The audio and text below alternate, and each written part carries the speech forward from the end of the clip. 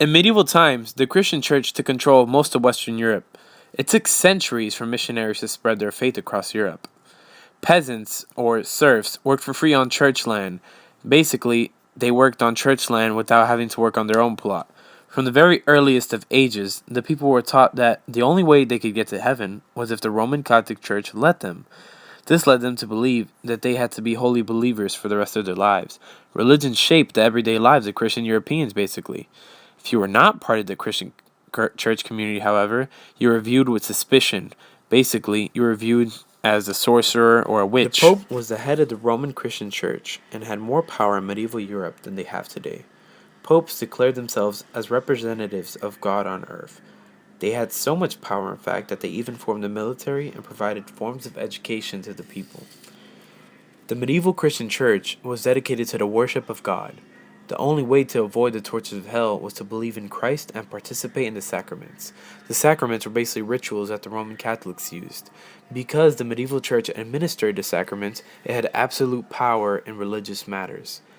The medieval church also developed its own body of laws, known as canon law, as well as its own courts. Canon law applied to religious teachings, the clergy, marriages, and morals.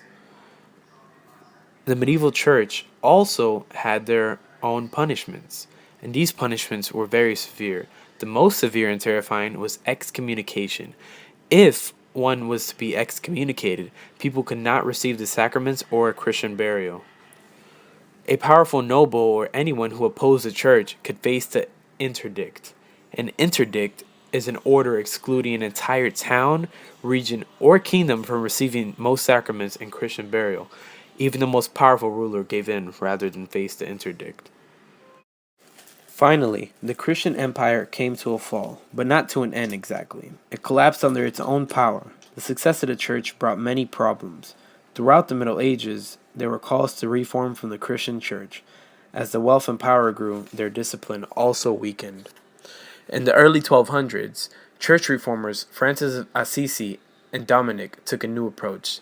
They set up orders of friars, monks who did not live in isolated monasteries but traveled around Europe's growing towns preaching to the poor, kind of like missionaries. Francis of Assisi set up the Franciscan order, preaching poverty, humility, and the love of God, basically the opposite of what the church was doing at the time. Its chief goal was to combat heresy by teaching official Roman Catholic beliefs, and they had many successes.